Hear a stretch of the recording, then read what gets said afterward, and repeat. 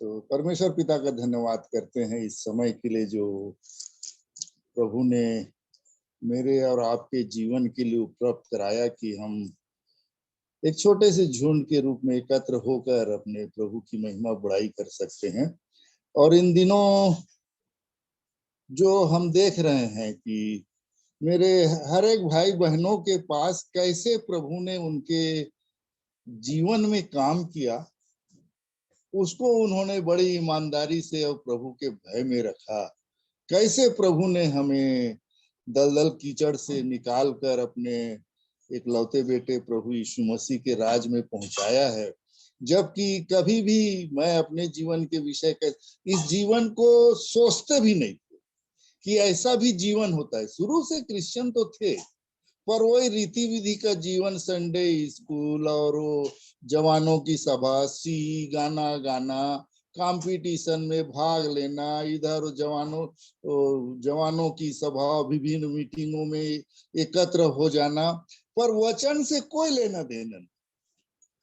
मैं तो अपनी गवाही बताऊं, मेरा जो छोटा भाई है जो जुड़ा हुआ है, सिंथिया लाल करके जो जुड़े हुए हैं, मेरा छोटा भाई है वो मुझसे पहले प्रभु में आए। पहले वो उन्होंने जाना प्रभु को और उनके अंदर एक इच्छा थी कि मेरा भाई भी बचाया जाए। वो बार बार भाई डेविड से बोलते थे कि मेरे बड़े भैया के पास एक दिन चलेंगे, मेरे बड़े भैया के पास एक दिन चलेंगे। तो जब वो बालकों में थे, वो केंद्रीय विद्यालय में टीचर थे, उनको एक क्वार्टर मिला वहां के बालकों में, कोरबा बालकों में, सेक्टर 3 एक नया क्वार्टर उनको मिला, बी टाइप। वहां उन्होंने मीटिंग रखा और उस मीटिंग में डेविड भाई वगैरह को वो निमंत्रित किए। तो हमको तो वचन से मतलब नहीं था, उस समय में बिल्कुल नील था, बिल्कुल बहुत दूर था समझिए प्रभु से। तो मैं देखा कि सब लोग वो वचन उचन सुन रहे, मैं वचन से भागना चाहता था। तो मैं वो खिलाने पिलाने की सेवा में लग गया कि मुझको वचन मत सुनना पड़े, वचन में मत बैठना पड़े। तो ऐसी चालाकी मैं पहले करता था, क्योंकि वचन को जानते नहीं थे, इसकी महत्ता को नहीं जानते थे, सबसे बड़ी चीज। और जब भाई डेविड और मेरा छोटा भाई घर में आए और वचन को रखे, तब मेरा वहां पर मेरा फ्यूज उड़ गया। मैं एक बार अपनी गवाही आप लोग सामने रखा था, जब रोमी 8:9 पद को उन्होंने पढ़ाया कि जिस किसी में मसीह का आत्मा नहीं है वो उसका जन नहीं है। तो ये वचन मेरे को लग गया। अरे, मैं आराधना के हर भागों में, गिरजा के हर एक कामों में आगे बढ़कर रहता हूँ। दान देने में मैं कंपटीशन करता था मेरे प्रिय, अपने आराधनालय में। जब मैं वो मेनोनाइट चर्च का मेंबर था, तो दान देने में भी कंपटीशन करता था। मैं खजांची के पास पहुंच जाता था, कौन कौन कितना दान दिया बता, तो उससे बढ़ कर देता था। और मैं इसको ये सोचता था कि मैं प्रभु का काम कर रहा हूँ, इससे प्रभु खुश होता है। पर जब उस दिन भाई डेविड ने रोमी 8 को खुलवाया, तो जो शारीरिक दशा में है वो परमेश्वर को प्रसन्न नहीं कर सकते। अरे, मैं जब इन वचनों को जाना तो ये मेरा दान देना है, और वहां उस समय चर्च नहीं बना था बालकों में, वो चर्च बनाने के लिए क्या क्या तीन तूफान नहीं करता था। वो लॉटरी तक निकाल दिए वो कूपन में कि किसी तरह परमेश्वर का भवन बन जाए। और ऐसा सोच के मैं ऐसा सोचता था कि मैं प्रभु का काम कर रहा हूं, पर इस सारे वचनों ने सारी मेरी धार्मिकता को खत्म कर दिया। स्वधार्मिकता जिसको बोलते हैं, जैसे उस दिन मैं आप लोगों से पढ़ाया था रोमी 10 कि अपनी धार्मिकता का स्थापन करके परमेश्वर के धार्मिकता के अधीन नहीं होना, वो बुद्धिमानी के साथ नहीं है, ऐसा परमेश्वर का वचन बता। मैं जब वचन को पढ़ने लगा, मैं जब सबसे पहले गया कि ये परमेश्वर का जन बनने के लिए क्या करना चाहिए, तो मैं अपने पास्टर साहब के पास दौड़े दौड़े गया।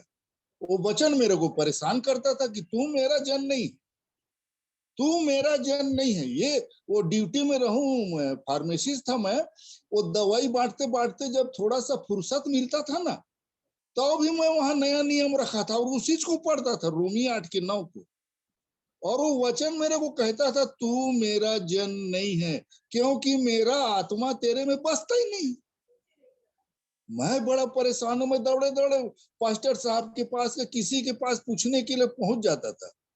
और मैं अपनी पत्नी को नहीं बताया कि ऐसा ऐसा मेरे साथ हो रहा है करके। तो एक दिन मैं जब अपने पास्टर साहब के पास आके आया, अपने पास्टर साहब के पास, मैं बोला अपनी मिसिस को, मैं प्यार से बड़ा छोटी बोलता था, मैं बोला, छोटी, ये वचन मेरे को परेशान कर रहा है यार। रोमी 8:9 वो बोलता है मेरे को कि तू मेरा जन नहीं है, मेरे करना क्या पड़ेगा?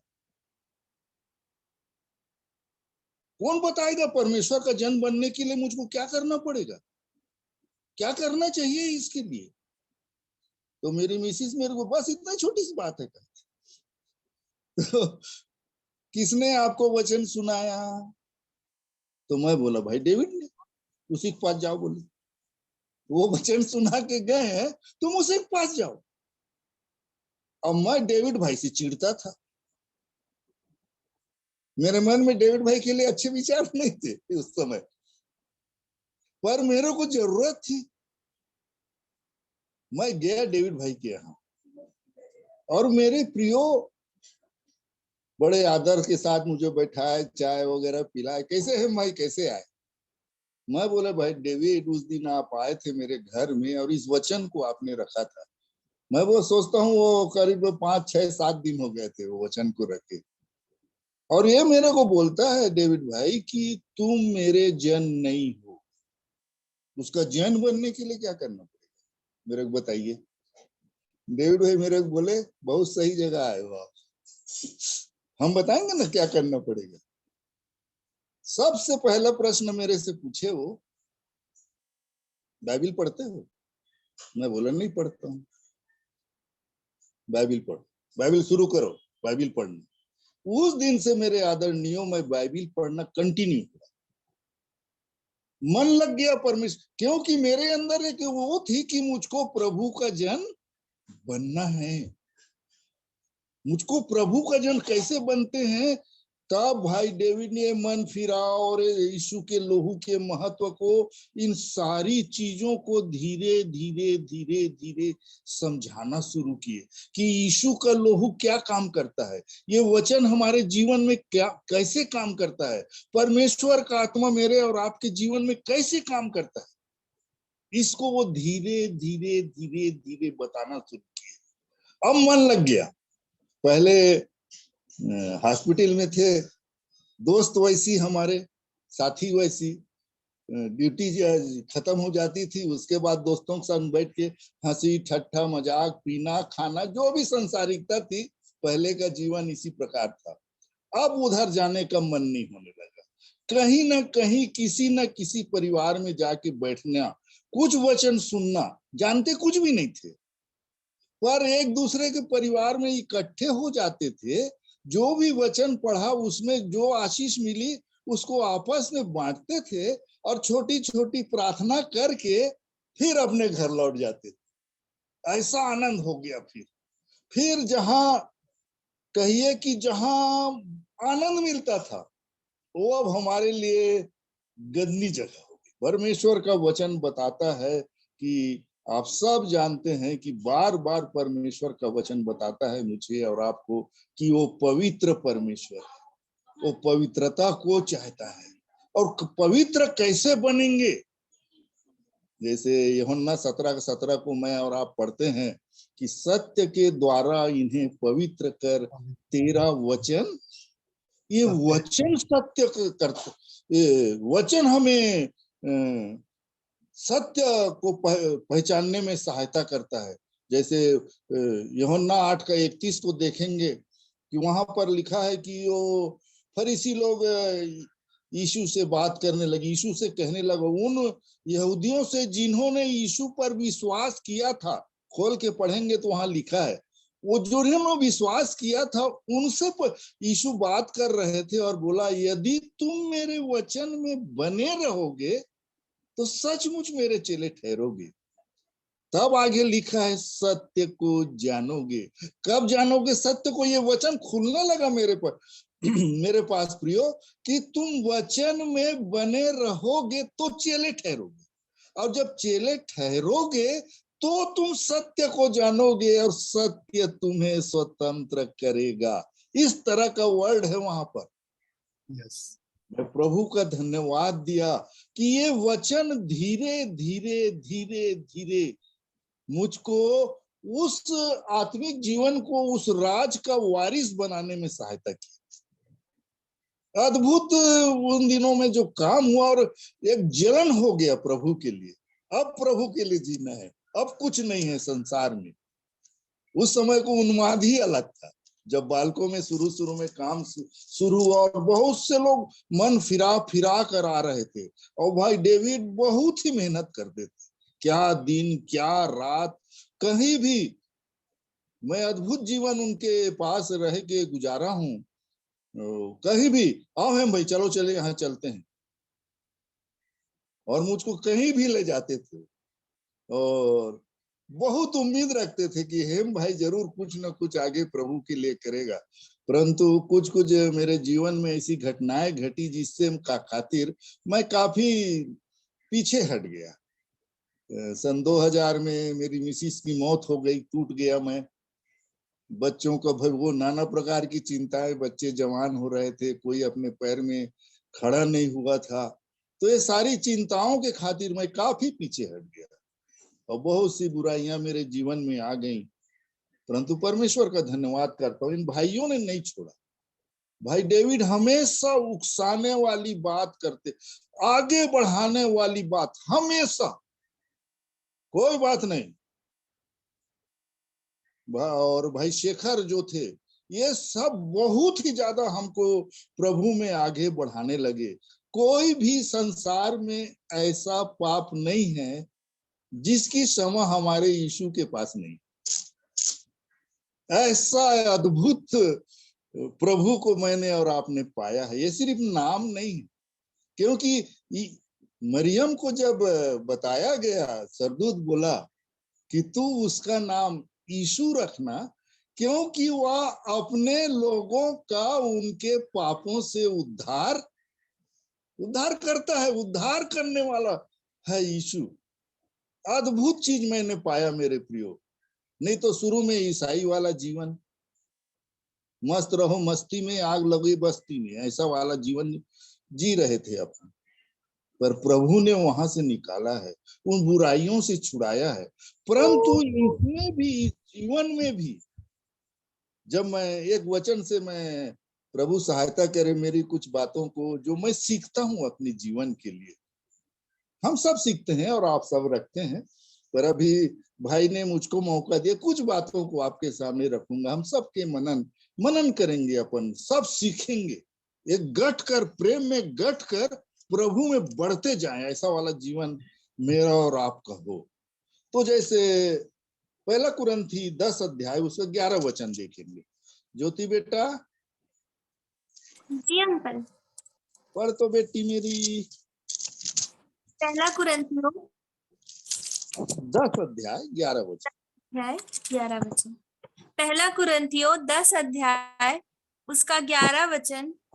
परंतु ये सब बातें जो उन पर पड़ी दृष्टांत की रीति पर थी, और वे हमारी चेतावनी के लिए जो जगत के अंतिम समय में रहते हैं लिखी गई है। 12 भी पढ़ दे बेटा। इसलिए जो समझता है मैं स्थिर हूँ, वह चौकस रहे कि कहीं गिर ना पड़े। परमेश्वर का धन्यवाद हो इन अद्भुत वचनों के लिए। पौलुस कुरिन्थियों के मंडली को लिखते समय इस बात को लिखता है वो, परंतु ये सब बातें हैं 10 से शुरू कर, 10 अध्याय का पहले पद से आप शुरू करेंगे तो आपको मिलेगा क्या क्या हुआ। एक पद से पढ़ तो बेटा। जी अंकल। पहला कुरिन्थियों उसका 10 अध्याय उसके पहले वचन से, हे भाइयों, मैं नहीं चाहता कि तुम इस बात से अनजान रहो कि हमारे सब बाप दादे बादल के नीचे थे और सब के सब समुद्र के बीच से पार हो गए और सब ने बादल में और समुद्र में मूसा का बपतिस्मा लिया हाँ और सब ने एक ही आत्मिक भोजन किया और सब ने एक ही आत्मिक जल पिया हाँ, क्योंकि वे उस चट्टान से पीते थे। आत्मिक चट्टान से पीते थे जो उनके साथ साथ चलती थी और वह चट्टान मसीह था। परंतु हाँ, परमेश्वर उनमें बहुतों से प्रसन्न न हुआ, इसलिए वे जंगल में ढेर हो गए। बस ये बेटा बस, बातें बस बेटी बस। यहाँ पर लिखा है कि एक कुल को हमारे बाप दादे, वो उनको समझा रहा है ना, कुरिन्थियों की मंडली को समझा रहा है कि हमारे बाप दादे बादल के नीचे थे। ये इजरायलियों को जो मिस्र देश में थे, है ना, और दासत्व में थे, उनको कैसे परमेश्वर ने मेमने के लहू के द्वारा छुड़ाया। छुड़ाए हुए लोग थे, लहू लगा हुआ था इन पर। और आगे वचन कहता है, वे सब के सब समुद्र के बीच से पार हो गए और सब ने बादल में और समुद्र में मूसा का बपतिस्मा लिया। तो लाल सागर पार करना को बाइबिल मूसा का बपतिस्मा बता रहा है। वहां पर हमने देखा जो भी बातें उन पर पड़ी वो सब दृष्टांत की रीति पर थी, ऐसा कह रहा है। तो ये लोग बपतिस्मा लिए हुए लोग थे। पर वहां पर एक चीज और है कि जब मिस्रियों ने, ये इब्रानी 11 के 27-28 ऐसे में पढ़ेंगे, तो जब मिस्रियों ने वैसा करना चाहा तो डूब मरे लिखा है।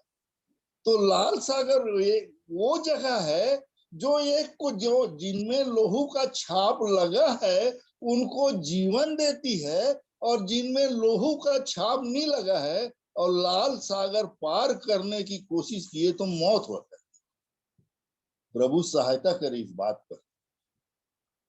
तो यहाँ पर लिखा है कि उन्होंने सब ने बादल में और समुद्र में मूसा का बपतिस्मा लिया, सब ने एक ही आत्मिक भोजन किया, सब ने किया आत्मिक भोजन।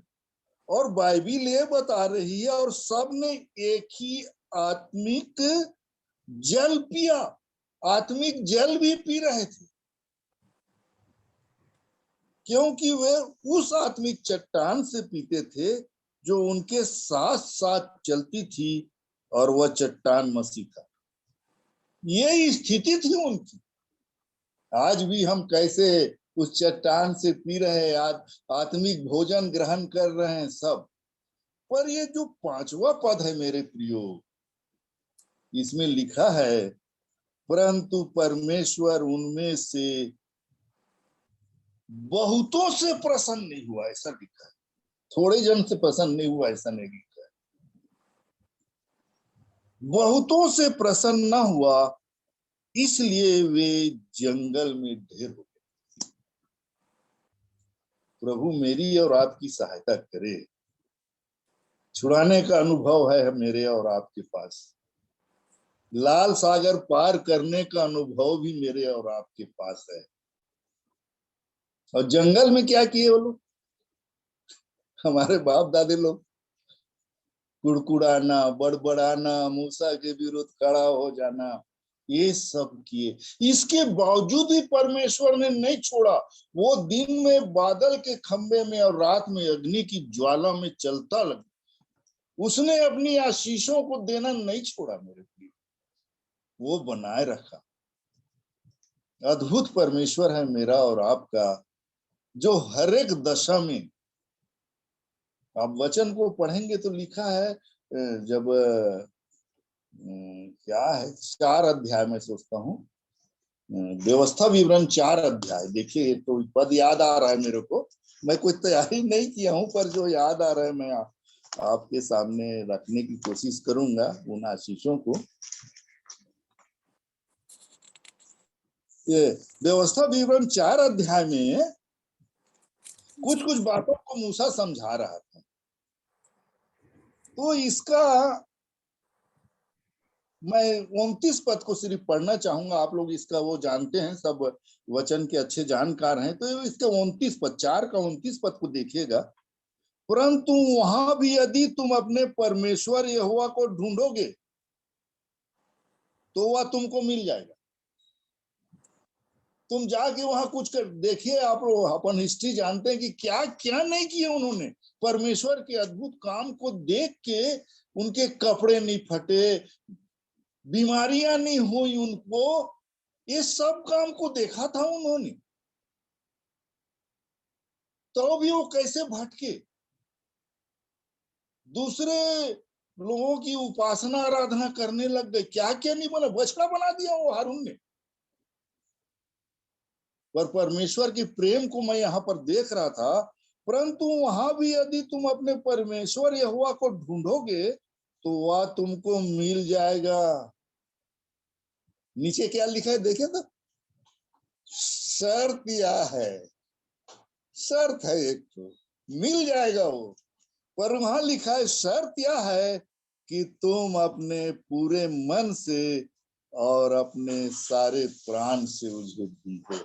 कैसा अद्भुत परमेश्वर है, हमको मौका देता है। परमेश्वर का धन्यवाद हो यीशु मसीह के द्वारा जो अनुग्रह हमें मिला है। अनुग्रह के का मतलब क्या होता है, किसको मिलता है अनुग्रह? ग्रेस मार्क किसको मिलता है? अच्छा पढ़ता है उसको, जो बहुत जानता है उसको। जो कमजोर हो, योग्य ना हो। जो कमजोर और अयोग्य ना हो। तो हमको जब अनुग्रह की आवश्यकता है, इसका क्या मतलब है? मैं और आप कौन लोग हैं? कमजोर। पर देखो, प्रभु का प्रेम नहीं छोड़ता वो। और क्या लिखा है वचन में, यूहन्ना को पढ़ेंगे कि यीशु मसीह के द्वारा क्या आया? अनुग्रह पर अनुग्रह। अनुग्रह पर अनुग्रह। अद्भुत बात है मेरे प्रियो। पर इसका जो मैं पहला कुरिन्थी 10 का वो पढ़ाया आप लोगों को, उसके 12 वचन से कुछ बातों, थोड़ी सी बात रखना चाहूंगा और दूसरों को मौका दूंगा मैं। यहां लिखा, इसलिए जो समझता है मैं स्थिर हूं, अब भैया बच गए, अब बस अब कोई जरूरत नहीं है, ना ना ना ना ना। उसके लिए लिखता है वह चौकस रहे कि कहीं गिर। चौकसी का जीवन जीने की चेतावनी परमेश्वर का वचन मुझको और आपको देता है। और बहुत से वचन हैं, आप लोग जानते होंगे, मैं नहीं बताऊंगा। पर जो बातें, एक चीज जो हमें बार बार इस संसार की ओर आकर्षित करती है, संसार की बातों को, उसकी कुछ बातों को मैं आपके सामने रखना चाहूंगा। थोड़ी सी बात, ज्यादा नहीं। लूका 12 अध्याय, उसका 13 से आगे पढ़ेंगे तो 13 से 15। बेटा। जी अंकल जी। हाँ पढ़ बेटी। जी। लूका 12 13 से 15। जी। लूका 12 अध्याय उसके 13 वचन से 15 वचन तक। फिर भीड़ में से एक ने उससे कहा, हे गुरु, मेरे भाई से कह कि पिता की संपत्ति मेरे साथ बांट ले। उसने उससे कहा, हे मनुष्य, किसने मुझे तुम्हारा न्यायी या बांटने वाला नियुक्त किया है? और उसने उनसे कहा, चौकस रहो और हर प्रकार के लोभ से अपने आप को बचाए रखो। परमेश्वर का धन्यवाद हो कि परमेश्वर मुझे और आपको चेतावनी दे रहा है कि क्या करो? चौकस रहो और हर एक प्रकार के लोभ से अपने आप को, ये लोभ ही हमें कई बार ना कई काम करने के लिए फंसा देता है, उलझा देता है मुझे और आपको। इसीलिए कुलूसी 3 का 5 वचन क्या कहता है, देखिए तो। कुलूसियों 3 उनका 5 वचन। कुलूसियों 3 अध्याय उसका 5वां वचन, इसलिए अपने उन अंगों को मार डालो जो पृथ्वी पर है, अर्थात हाँ। व्यभिचार, अशुद्धता, दुष्कामना, बुरी लालसा और लोभ को, जो मूर्ति पूजा के बराबर है। ये देख लीजिए, लोभ को जो मूर्ति पूजा के बराबर है। इसलिए बोलता, क्या बोल, शुरू कैसे किया, अपने उन अंगों को मार डालो, क्योंकि तुम अब जिला दिए गए हो और तुम्हारा जीवन मसीह के साथ परमेश्वर में छिपा हुआ है। धन्यवाद देते हैं परमेश्वर पिता का कि अपने साथ रखने के लिए वो हमको किसी भी रीति से संसार और उसकी सड़ाहट में फंसने नहीं देना चाहता, और उसकी आत्मा मेरी और आपकी सहायता करता है। उसकी सहायता से हम इन सारी बातों पर जय पा सकते हैं, क्योंकि हमारा परमेश्वर जय के उत्सव में ले चलने वाला पिता परमेश्वर, ऐसा प्रभु है मेरे और आपके पास कि बस एक ही चीज है जो, और दूसरी चीज हमारे जीवन में बार बार आता है, वो है निराशा। निराश करता है बहुत सी बातों में मुझे और आपको, पर परमेश्वर का धन्यवाद करते हैं कि उसका वचन मेरी और आपकी सहायता करता है। उसके वचन पर जितना भरोसा और जितना विश्वास मैं और आप करेंगे, आप जय के जीवन में बढ़ते चले जाएंगे, मैं और आप बढ़ते चले जाएंगे। और सचमुच इस प्रकार मेरा और आपका एकत्र होना, एक दूसरे की गवाहियों को सुनना, एक दूसरे के गवाही से आशीषित होना, बहुत, जैसे बेटी अभी प्रार्थना कर रही थी, मैं बोला वाह बेटा क्या प्रार्थना कर रही मेरी बेटी। सचमुच अद्भुत काम कैसे प्रभु ने उसके जीवन में काम किया। जब कोई बखान करता है कि मेरे जीवन में प्रभु ने कैसा काम किया, उससे बढ़कर आनंद और कुछ नहीं होता। उससे ज्यादा और महिमा हम देना सीखते हैं अपने प्रभु को कि कैसे हम अयोग्यों पर उसने दया किया है, और अपने वचन से, अपनी आत्मा के द्वारा और अपने एकलौते बेटे के लहू के द्वारा मुझे और आपको कैसे संभालता है, प्रतिदिन के जीवन में कैसे उठा के चलता है वो। सो मैं परमेश्वर पिता का धन्यवाद करता हूं कि प्रभु ने सहायता की। एक वचन और याद आ गया मेरे को, तो रखना चाहूंगा। कुलूसी 2 उसका 8 वचन देखिए। कुलूसियों 2 अध्याय उसका 8वां वचन, चौकस रहो कि कोई तुम्हें उस तत्व ज्ञान और व्यर्थ धोखे के द्वारा अपना अहेर ना बना ले, जो मनुष्यों की परंपराओं और संसार की आदि शिक्षा के अनुसार तो है, पर मसीह के अनुसार नहीं। ये देख लीजिए, एक विषय के विषय में और चौकस रहने बोलता है। एक बार और पढ़ तो बेटी मेरी। जी अंकल। कुलूसियों 2 अध्याय उसका 8वां वचन, चौकस रहो कि कोई तुम्हें उस तत्व ज्ञान और तत्व ज्ञान और व्यर्थ धोखे के द्वारा, व्यर्थ धोखे के द्वारा, तत्व ज्ञान एक से एक आजकल आप लोग देख रहे होंगे, एक से एक बातें, दंग रह जाते हैं अपन लोग सुन सुन के। तत्व ज्ञान और क्या पढ़ी बेटा मेरी? और व्यर्थ धोखे के द्वारा हाँ अपना आगे? अहेर ना बना ले। हाँ, वो उसके शिकार मत हो जाए मैं और आप। वो कोई बहुत तत्व ज्ञानी और ऐसी ऐसी बातों को रखा तो उधर ही चल भाग गए। नहीं नहीं नहीं नहीं, आगे बेटा। जो मनुष्यों की परंपराओं और संसार की आदि शिक्षा के अनुसार तो है, संसार की शिक्षा के अनुसार तो है, आगे पर मसीह के अनुसार नहीं। मसीह के अनुसार नहीं है। प्रभु सहायता करे, मसीह के अनुसार है कि नहीं, वो पुनरुत्थान का जीवन है कि नहीं, देखना पड़ेगा मुझको और आपको अपने जीवन में। सो प्रभु सहायता करे मेरे आदरणीय, बड़े सतर्कता के साथ इस मसीही जीवन को मैं और आप जीने की कोशिश करें। परमेश्वर का आत्मा मेरी और आपकी सहायता करे और उसके वचन का प्रकाश हमेशा हम पर पड़ता रहे। इसीलिए जब भजन संहिता 80 को पढ़ेंगे, अपने मुख का प्रकाश मुझ पर चमका, ऐसा बार बार लिखा है परमेश्वर के वचन में। तो प्रभु सहायता करे उस वचन के प्रकाश में हम सब जीवन को जीते चले जाएं।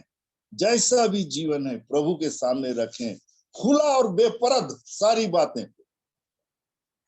जैसे भजन संहिता 62 का 8 क्या कहता है, याद होगा किसी को?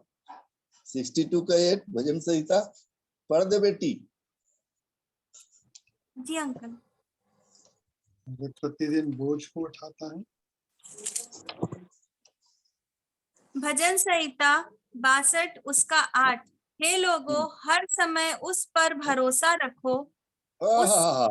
बेटी बेटी कैसा लिख रहा है वचन, हे लोगों हर समय कभी कभी भरोसा रखो ऐसा नहीं बोल रहा है, हर समय उस पर भरोसा रखो, उससे अपने अपने मन की बातें खोल कर कहो। अरे अपने प्रभु के संग बैठे ना तो अपने दिल को खोल दें, जो भी मेरी दशा है, क्योंकि वो तो जानता है मेरे विचारों को वो दूर ही से समझ लेता है ऐसा परमेश्वर, तो उससे क्या छिपाएंगे हम। इसलिए अपने अपने मन की बातें खोल कर कहो। परमेश्वर हमारा शरण स्थान है। हमारा शरण स्थान है, वो मेरा और आपका शरण स्थान है।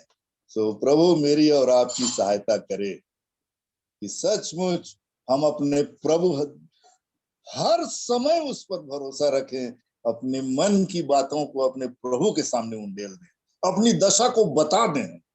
वो सब कुछ कर सकता है, सब कुछ कर सकता है, ऐसा महान परमेश्वर है। सो मैं परमेश्वर पिता का धन्यवाद करता हूँ इस समय को जो भाई ने दिया। प्रभु हम सबको आशीष दे। धन्यवाद।